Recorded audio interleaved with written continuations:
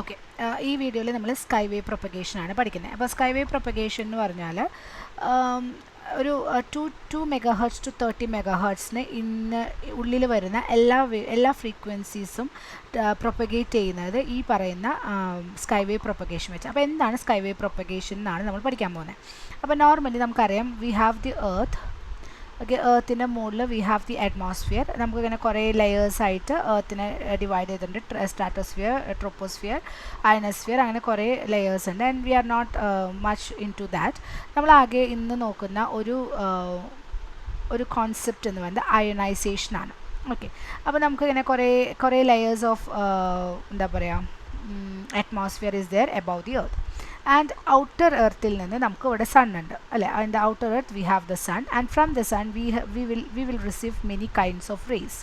Okay, ഇതിൽ ഈ റേസിൽ ചില റേസ് എന്ന് പറയുന്നത് വളരെ പവർഫുൾ റേസ് ആണ്. ആ പവർഫുൾ റേസിനെ നമ്മൾ പറയുന്നത് കോസ്മിക് റേസ് എന്നാണ് പറയാം. അപ്പോൾ ഈ cosmic rays when it travels towards the earth, what happens is that ഇവിടെ നമുക്ക് കുറേ ആറ്റംസ് ഉണ്ട് അല്ലേ, കുറേ molecules or atoms will be there. അതായത് നമ്മുടെ അറ്റ്മോസ്ഫിയർ ആണ്. അപ്പോൾ there will be some charge particles there.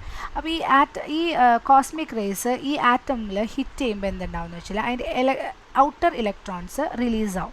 അപ്പോൾ ഔട്ടർ ഇലക്ട്രോൺസ് റിലീസായി കഴിഞ്ഞാൽ ആ ആറ്റം എന്ന് പറയുന്നത് ഒരു അയോണായിട്ട് ഫോം ചെയ്യും. ഓക്കെ, അപ്പോൾ normally vote ever be kind of the molecules or atoms are available, ആ ആറ്റംസുമേ ഒരു കോസ്മിക് റേ പോയി ഹിറ്റ് ചെയ്ത് കഴിഞ്ഞാൽ ആ atom or molecule will change into an ion. ഇനി നമുക്കറിയാൻ പറ്റും എർത്തിൽ നിന്ന് നമ്മൾ പുറത്തോട്ട് പോകും തോറും, അതായത് ഔട്ടർ സ്പേസിലേക്ക് പോകും തോറും അതിൻ്റെ ഡെൻസിറ്റി കുറഞ്ഞു വരും അല്ലേ, അങ്ങനെയല്ലേ നമ്മൾ പറയാം. അപ്പോൾ ഈ ഡെൻസിറ്റി കുറഞ്ഞു വരാമെന്ന് പറഞ്ഞാൽ ഏറ്റവും ഔട്ടർ ഇതിൽ നമുക്ക് ഇവിടെ ഉണ്ടാവുന്ന നമ്പർ ഓഫ് ആറ്റംസ് എന്ന് പറയുന്നത് കുറവായിരിക്കും. ഈ ഔട്ടർ ഈ ഒരു സ്പേസിൽ ആറ്റംസിൻ്റെ എണ്ണം വിൽ ബി ലെസ്. പക്ഷേ ഈ ഭാഗത്ത് കുറച്ചും കൂടെ കൂടുതലായിരിക്കും അല്ലേ. ഇതിനെ സംബന്ധിച്ച് കുറച്ചും കൂടെ കൂടുതൽ ആറ്റംസ് വിൽ ബി അവൈലബിൾ. ഇവിടെ എത്തുമ്പോൾ ഇവിടെ ഭയങ്കര തിക്കായിട്ടുള്ള ആറ്റംസ് ഇങ്ങനെ ഭയങ്കര തിക്കായിട്ടായിരിക്കും ആറ്റംസ് നിൽക്കുക. അപ്പോൾ നമ്മുടെ ഈ കോസ്മിക് റേസ് ഇങ്ങനെ വന്ന് ഫസ്റ്റ് ലെയറിൽ ഹിറ്റ് ചെയ്യുമ്പോൾ അതിൽ അവിടെ കൂടുതൽ ആറ്റംസ് ഒന്നും ഇല്ലാത്തത് കൊണ്ട് കുറച്ചൊക്കെ ആറ്റംസ് ആയിട്ട് ഹിറ്റ് ചെയ്ത് അയോൺസ് ഫോം ചെയ്യും. ബാക്കിയുള്ള റേസ് എല്ലാം അടുത്ത ലെയറിലേക്ക് വരും. ഓക്കെ, 2-3 റേസാണ് അവിടെ ഇവിടെയൊക്കെ ഒന്ന് ഹിറ്റായി നിൽക്കത്തുള്ളൂ. ബാക്കിയുള്ള എല്ലാ റേസും ഈ ഒരു കുറച്ചും കൂടെ ഒരു മീഡിയം പൊസിഷനിലേക്ക്, ഒരു മിഡിൽ പൊസിഷനിലേക്ക് വരും. അപ്പോൾ മിഡിൽ പൊസിഷനിലേക്ക് വരുമ്പോൾ എന്തുണ്ടാവുമെന്ന് വെച്ചാൽ ഈ കോസ്മിക് റേസ് ഇവിടെ നിൽക്കുന്ന ആറ്റംസ് ആയിട്ട് ഹിറ്റ് ചെയ്ത് അവിടെയൊക്കെ അയോൺസ് ഫോം ചെയ്യും. അപ്പോൾ ഇവിടത്തേക്കാളും കൂടുതൽ അയോൺസ് എവിടെ ഉണ്ടാവും, ഈ മിഡിൽ പൊസിഷനിൽ കുറച്ചും കൂടെ അധികം അയോൺസ് ഉണ്ടാവും. ഇനി അത് കഴിഞ്ഞിട്ട് അതും പോവാത്ത കോസ്മിക് റേസ് എന്തുണ്ടാവും, വീണ്ടും അത് താഴേക്ക് വരും. അപ്പോൾ താഴെ ഈ ലോവർ ലെയറിൽ അതിന് വേറെ നിവൃത്തിയില്ല, എന്തായാലും ഒരു ആറ്റമായിട്ട് ഹിറ്റാവും. അങ്ങനെ അത്രയും തിക്കായിട്ടാണ് അവിടെ ആറ്റംസ് ഉള്ളത്. പക്ഷേ ഈ കോസ്മിക് റേസ് മോസ്റ്റ്ലി എല്ലാം മിഡിൽ ലെയറിൽ തന്നെ ആറ്റംസ് ആയിട്ട് ഹിറ്റ് ചെയ്ത് അയോൺസ് ഫോം ചെയ്തിട്ടുണ്ടാവും. അപ്പോൾ ഇങ്ങനെ നമുക്ക് ഔട്ടർ ഈ ഒരു ലെയറിൽ നമുക്ക് അയണൈസേഷൻ ലെസ്, ഇവിടെ മീഡിയം അയണൈസേഷൻ ആണ്, ഇവിടെ ഹൈ അയണൈസേഷൻ പോസിബിലിറ്റി ഉണ്ടെങ്കിലും നമുക്ക് ആ ഒരു മിഡിൽ ലെയറിലാണ് ഏറ്റവും കൂടുതൽ അയോൺസ് ഫോം ചെയ്യുക.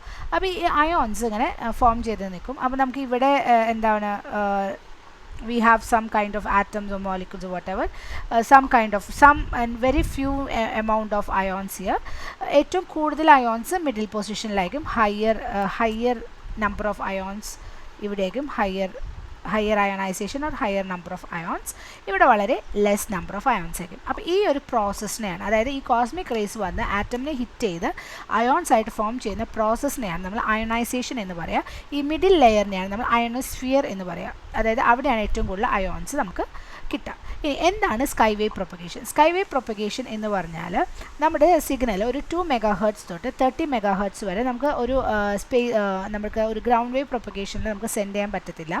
ഇനി 30 കിലോ ഹെർട്സിനേക്കാളും അപ്പുറത്താണെങ്കിൽ നമ്മുടെ മെഗാഹെർട്സിനെ അപ്പുറത്താണെങ്കിൽ നമ്മുടെ സിഗ്നൽ ഔട്ടർ സ്പേസിലേക്ക് പെനിട്രേറ്റ് ചെയ്ത് പോകും. അപ്പോൾ നമുക്ക് ഈ അതായത് 2 മെഗാഹെർട്സും 30 മെഗാഹെർട്സ് എന്ന് പറയുന്ന ആ ഒരു ലിമിറ്റഡ് ഇതിൽ നമുക്ക് നമ്മുടെ സിഗ്നലിനെ ട്രാൻസ്മിറ്റ് ചെയ്യണമെങ്കിൽ പ്രൊപ്പഗേറ്റ് ചെയ്യണമെങ്കിൽ നമ്മൾ യൂസ് ചെയ്യുന്ന മെത്തേഡാണ് സ്കൈ വേവ് പ്രൊപ്പഗേഷൻ. ഇനി നമുക്കൊരു ട്രാൻസ്മിറ്റർ ഉണ്ട്, ഒരു റിസീവർ ഉണ്ട്. Okay, so let this B A transmitter. ഇതൊരു ട്രാൻസ്മിറ്റർ ആണ് and we have A receiver. Okay, let this be the receiver. അപ്പോൾ ഒരു ട്രാൻസ്മിറ്ററും ഒരു റിസീവറും നമുക്ക് on the surface of the earth we have A transmitter and A receiver. ഇനി നമുക്ക് ഈ ഒരു this is earth, we have a transmitter here and we have a receiver here. So ഇവിടെ എന്തുണ്ടാവുമെന്ന് വെച്ചാൽ നമ്മുടെ സിഗ്നൽ ഇങ്ങനെ ട്രാൻസ്മിറ്റ് ചെയ്ത് ഇവിടെ പോയി ഹിറ്റ് ചെയ്ത് റിഫ്ലക്റ്റ് ചെയ്ത് അത് ഇങ്ങോട്ട് വരും. ഓക്കെ, ഒരു 2 മെഗാഹെർട്സ് ടു ഒരു അതായത് 2 മെഗാഹെർട്സ് തൊട്ട് 30 മെഗാഹെർട്സ് വരെ ഉള്ള ഫ്രീക്വൻസിയിലെ ലോവർ ഫ്രീക്വൻസി, അതായത് ഒരു 2 തൊട്ട് ഒരു 15 മെഗാഹെർട്സ് വരെ റിഫ്ലക്റ്റ് ചെയ്ത് വിടുന്നത് ഈ ലോവർ ലെയർ ഓഫ് അയോണോസ്ഫിയർ ആണ്. അയോണോസ്ഫിയറിൻ്റെ ഏറ്റവും ലോവർ ലെയർ ആണ് അതിനെ റിഫ്ലക്റ്റ് ചെയ്ത് വിടുക. ഇനി ഒരു 15 മെഗാഹെർട്സിന് മേലെ വന്നു കഴിഞ്ഞാൽ 15 ടു ഒരു 23 മെഗാഹെർട്സ് ഒക്കെ വന്നു കഴിഞ്ഞാൽ it will go to the higher layer, കുറച്ചും കൂടെ മുകളിലെ ലെയറിൽ പോയി അത് ട്രാൻസ്മിറ്റ് ചെയ്ത് കുറച്ചും കൂടെ ഹയർ റേഞ്ചിലേക്കാണ് അത് ട്രാൻസ്മിറ്റ് ആയി പോവുക. ഇനി ഒരു 23 to 30 മെഗാഹെർട്സ് ആണെങ്കിൽ it will go to the third layer.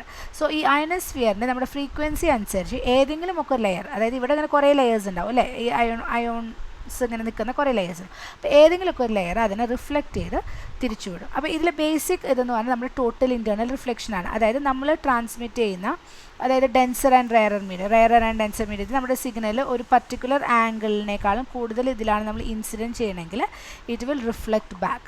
ആ ആംഗിളിനെ നമ്മൾ ക്രിട്ടിക്കൽ ആംഗിൾ എന്ന് പറയും. ആ സെയിം ഫിനോമിനൻ തന്നെയാണ്. അതായത് നമ്മൾ ഇവിടുന്ന് ഒരു സിഗ്നൽ സെൻഡ് ചെയ്യുമ്പോൾ if this angle is greater than some critical frequency it will reflect and you will get it there.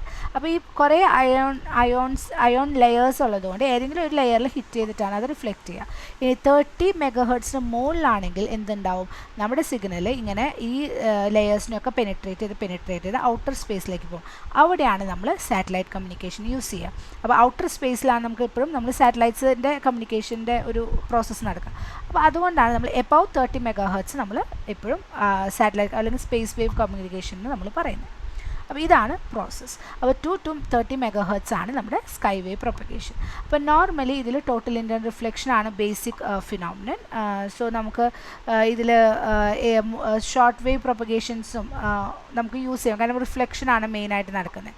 And since it is taking place after the reflection ionospheric propagation എന്നും പറയാം. അപ്പോൾ പല പേരുകളിലും നിങ്ങൾക്ക് ചിലപ്പോൾ എക്സാമിന് ചോദിക്കാം. ഇനി മൾട്ടിപ്പിൾ റിഫ്ലക്ഷൻസ് വെച്ച് നമുക്ക് വളരെ ലോങ് ആയിട്ടുള്ള ട്രാൻസ്മിഷൻസും നമുക്ക് നടത്താൻ പറ്റും. ഇനി നമുക്കിതിൽ ഒരു ഡെറിവേഷൻ ഉണ്ട്. ഡെറിവേഷൻ എന്ന് പറഞ്ഞാൽ ഈ അയനോസ്ഫിയറിൻ്റെ റിഫ്രാക്റ്റീവ് ഇൻഡെക്സ് കണ്ടുപിടിക്കാൻ. അപ്പോൾ ഇത് ഇമ്പോർട്ടൻറ്റ് ഇൻ ദ സെൻസ് ഇത് യൂണിവേഴ്സിറ്റി എക്സാമിന് ഒരു പ്രാവശ്യം ചോദിച്ചിട്ടുള്ളൂ, പക്ഷേ ഈ ഒരു ഡെറിവേഷൻ നിങ്ങൾ പഠിച്ചു വയ്ക്കുക. ഓക്കെ, ഇതെന്ന് പറഞ്ഞാൽ നമ്മൾ ഒരു റേഡിയോ വേവ് അയനോസ്ഫിയറിൽ കൂടെ പോകുമ്പോൾ നോർമലി അതിൽ ഫ്രീ ഇലക്ട്രോൺസും ഇലക്ട്രോ ഫീൽഡും ഉണ്ടാവും. അപ്പോൾ ഇലക്ട്രിക് ഫീൽഡിനെ നമ്മൾ പറയുന്നത് E = EM sin ωt ആണ്. അപ്പോൾ ഈ ഇലക്ട്രിക് ഫീൽഡ് എന്തായാലും ഒരു ഫോഴ്സ് എക്സേർട്ട് ചെയ്യും, ഓരോ ഇലക്ട്രോൺസിനും ഒരു ഫോഴ്സ് എക്സേർട്ട് ചെയ്യും. അപ്പോൾ നമ്മളിവിടെ രണ്ട് ഫോഴ്സിൻ്റെ ഇക്വേഷൻ ഏതാണ്, F = QE, whereas Q is the charge. Okay, അപ്പോൾ ഇലക്ട്രോണിൻ്റെ ചാർജ് ആയതുകൊണ്ട് we are writing -E and this is Newton's law of motion, F = ma. So A എന്ന് പറയുന്നത് ആക്സിലറേഷൻ ആണ്, അതിന് നമുക്ക് dv/dt നേടാം. അപ്പോൾ ഇത് രണ്ടും സെയിം ആണ്. So we are just equating both. So m dv/dt = -E/E. ഇനി ഇതിൽ m എന്ന് പറയുന്നത് മാസ്സാണ്, v എന്ന് പറയുന്നത് വെലോസിറ്റി ആണ്. ഇനി നമുക്കിത് രണ്ട് സൈഡിലും ഇൻ്റഗ്രേഷൻ എടുക്കുമ്പോൾ നമുക്ക് ഈ എമ്മിനെ ഇപ്പുറത്തോട്ട് കൊണ്ടുവരാം. അപ്പോൾ /m on both sides, so will get -E/m times E.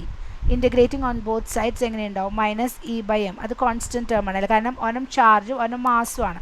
That will not change ഇലക്ട്രോണിൻ്റെ. അപ്പോൾ you can take it as a constant. Integral E dt. E എന്താണെന്ന് നമ്മൾ ഓൾറെഡി പറഞ്ഞു, EM sin ωt ആണ്. അത് നമ്മൾ ഇൻ്റഗ്രേറ്റ് ചെയ്യുമ്പോൾ U will get cos ωt/ω. അതാണ് ഈ ഒരു ഇക്വേഷൻ. -cos ωt/ω ആണ്. അപ്പോൾ ഈ മൈനസും ആ മൈനസും പോവും. ഇനി നമ്മുടെ ഇലക്ട്രോൺസിന് ബേസിക്കലി രണ്ട് ടൈപ്പ് ഓഫ് കറണ്ട് ആണ് അത് ഇഫക്റ്റ് ചെയ്യുക. ഒരെണ്ണം എന്ന് പറയുന്നത് ഈ ഇൻസ്റ്റൻറ്റേനിയസ് കറണ്ട് ഉണ്ടാവും, and the other one is A displacement current. Okay, രണ്ട് കറണ്ടിൻ്റെയും ഇക്വേഷൻസ് നമ്മൾ കണ്ടുപിടിക്കണം. ഇനി ക്യാപിറ്റൽ N എന്ന് പറയുന്നത് number of electrons in cubic centimetre, ഒരു വോളിയത്തിലുള്ള നമ്പർ ഓഫ് ഇലക്ട്രോൺസ് ആണെങ്കിൽ this instantaneous current can be given as -NeV, where V എന്ന് പറയുന്നത് വെലോസിറ്റി ആണ്. നമ്മളതിപ്പോൾ ഓൾറെഡി കണ്ടുപിടിച്ചു. വെലോസിറ്റി എന്ന് പറയുന്നത് EEM/m cos ωt. അത് നമ്മളിവിടെ സബ്സ്റ്റിറ്റ്യൂട്ട് ചെയ്തു. ഓക്കെ, അത് സബ്സ്റ്റിറ്റ്യൂട്ട് ചെയ്ത് കഴിഞ്ഞ് നമ്മൾ ജസ്റ്റ് ഒന്ന് റീഅറേഞ്ച് ചെയ്ത് നമ്മുടെ ഇക്വേഷൻ I=, അപ്പോൾ E നെ E² എഴുതി. This is the first current component. ഇനി അടുത്ത കറണ്ട് കമ്പോണൻ്റ് ആണ് displacement current. Okay, displacement current അതിനെ നമ്മൾ കപ്പാസിറ്റീവ് കറണ്ട് എന്ന് പറയും. അത് യൂഷ്വലി എക്സിസ്റ്റ് ചെയ്യാന്ന് പറഞ്ഞാൽ അൺഅയോണൈസ്ഡ് എയറിലുള്ള കറണ്ടാണ്. അപ്പോൾ നോർമലി ആ ഒരു അറ്റ്മോസ്ഫിയർ എടുക്കുമ്പോൾ ഇൻസ്റ്റൻറ്റേനിയസ് കറണ്ട് ഉണ്ടാവും. ഈ അൺഅയോണൈസ്ഡ് ആയിട്ടുള്ള എയർ മോളിക്യൂൾസിനും ഒരു എമൗണ്ട് ഓഫ് കറണ്ട് ഉണ്ടാവും. അതിനെയാണ് നമ്മൾ displacement current or capacitive current എന്ന് പറയാം. അതിൻ്റെ കപ്പാസിറ്റൻസ് വാല്യൂ എന്ന് പറയുന്നത് 8 അതായത് കെ ആണ്. കെ വാല്യൂ ആണ് 8.85 ഡയലക്ട്രിക് വാല്യൂ. ഇനി കപ്പാസിറ്റീവ് കറണ്ടിൻ്റെ ഇക്വേഷൻ എന്ന് പറയുന്നത് ഡോ ഡി ബൈ ഡോ ടി ആണ്. ഡി എന്ന് പറയുന്നത് എപ്സിലോൺ ഇ ആണ്. എപ്സിലോൺ എന്ന് പറയുന്നത് എന്താ? എപ്സിലോൺ 0 ബൈ എപ്സിലോൺ ആണ്. യൂഷ്വലി പെർമിറ്റിവിറ്റി പെർമിബിലിറ്റി ഒക്കെ വെച്ചിട്ടാണ് നമ്മളിത് എക്സ്പ്ലെയിൻ ചെയ്യുക. ഇനി നോർമലി നമ്മൾ അറ്റ്മോസ്ഫിയറിൽ അൺഅയോണൈസ്ഡ് എയർ ആയതുകൊണ്ട് തന്നെ നമ്മുടെ എപ്സിലോൺ എന്ന് പറയുന്നത് എപ്സിലോൺ ആർ എന്ന് പറയുന്നത് റിലേറ്റീവ് പെർമിബിലിറ്റി എന്ന് പറയുന്നത് 1 ആയിരിക്കും. So epsilon equals epsilon 0. അപ്പോൾ നമുക്ക് ഈ എപ്സിലോൺ 0നെ നമുക്ക് എന്ത് കപ്പാസിറ്റൻസും ആയിട്ട് ചെയ്യാം, അതായത് കമ്പയർ ചെയ്യാം. So K equals K naught. ഇനി നമ്മൾ ഇതിലേക്ക് ഈ ഡിയിലേക്ക് എപ്സിലോൺ ഇ കൊടുക്കുകയാണ്. സോ എപ്സിലോൺ എന്ന് പറഞ്ഞ value is a constant value, you can take outside. So do E by do T. Okay, ഇനി ഈ എപ്സിലോണിനെ നമ്മൾ replacing with K because we already said right epsilon is equal to K. So epsilon equals to K എന്ന് replace ചെയ്യുക. So K equals do by do T. അത് K എന്ന് പറഞ്ഞത് capacitance value കൊടുക്കാൻ വേണ്ടിയിട്ടാണ് കേട്ടോ. ഇനി ഈ എന്താ നമുക്കറിയാം E M sine omega T ആണ്. So that is E M omega cos omega T. കാരണം with respect to T we are doing partial differentiation. So omega cos omega T, K E M omega cos omega T. ഇനി total current എന്ന് പറയുന്നത് instantaneous plus displacement current ആണ്. Instantaneous current എഴുതാം N E square M omega E M cos omega T K 0 E M. ഇതിൽ നമുക്ക് E M cos omega ടീനെ പുറത്തേക്ക് എടുക്കാം. ഇ എം കോസ് ഒമേഗ ടീനെ പുറത്തേക്ക് എടുത്തു. ഇനി നമുക്കിതിൽ വീണ്ടും ഒരു കെ 0 ഒമേഗനെ നമ്മൾ പുറത്തേക്ക് എടുക്കണം. അതായത് ഈ ഫസ്റ്റ് ടേമിനും കൂടെ പുറത്തേക്ക്. അപ്പോൾ K 0 omega E M cos omega ടീനെ പുറത്തേക്ക് എടുത്തു കഴിഞ്ഞാൽ നോർമലി ഇവിടെ ഒരു കെ 0 ഒമേഗ നമ്മൾ മൾട്ടിപ്ലൈ ചെയ്യണം. അതാണ് ഇവിടെ ഒമേഗ സ്ക്വയർ കെ 0 ആയത്. ഓക്കെ, ഇനി നമ്മൾ ഈ ഇക്വേഷനും കമ്പയർ ചെയ്യുക. അപ്പോൾ കമ്പയർ ചെയ്യുമ്പോൾ വാട്ട് ഈസ് എ കെ എന്ന് പറയുന്നത് നമ്മൾ ഈ ഇ എം സൈൻ കോസ് നമ്മളിത് രണ്ടും കമ്പയർ ചെയ്യുമ്പോൾ ഇതും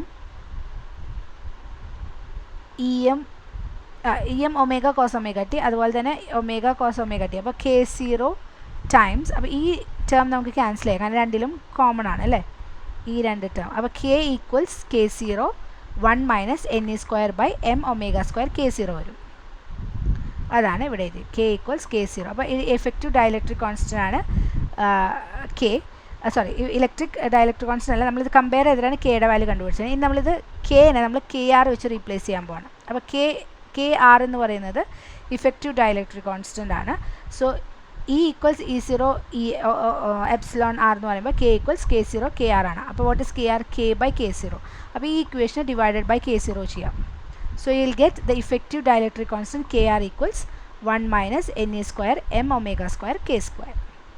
ഇനി നമ്മുടെ ഈ റിലേറ്റീവ് പെർമിറ്റിവിറ്റിയും നമ്മുടെ ഈ കെ ആറും നമ്മുടെ റിഫ്രാക്റ്റീവ് ഇൻഡെക്സ് തമ്മിലുള്ള റിലേഷൻ ഉണ്ട്. അതായത് mu equals square root of K R. അപ്പോൾ square root of K R എന്താണ്? ഇതാണ്. അപ്പോൾ അത് കൊടുക്കുക.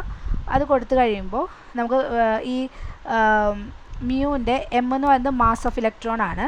അതുപോലെ തന്നെ കെ 0 എന്ന് പെർമിറ്റിവിറ്റി ആണ്. നമ്മൾ ഫസ്റ്റ് കപ്പാസിറ്റൻസ് എന്നൊരു വാല്യൂ ഇത് ചെയ്തിട്ടുണ്ടായിരുന്നു. ചാർജ് എന്ന് പറയുന്നത് ഇ ആണ്. അപ്പോൾ അത് ഈ വാല്യൂസ് ഒക്കെ സബ്സ്റ്റിറ്റ്യൂട്ട് ചെയ്യുമ്പോൾ നമുക്ക് മ്യൂവിൻ്റെ ഒരു ഇക്വേഷൻ കിട്ടും. ഒമേഗ ഈക്വൽസ് 2πf കൊടുത്തു കഴിഞ്ഞാൽ you will get mu equals 1 minus 81 n by F square where F is the frequency, mu is the refractive index and n is the number of electrons. This is a very very important equation.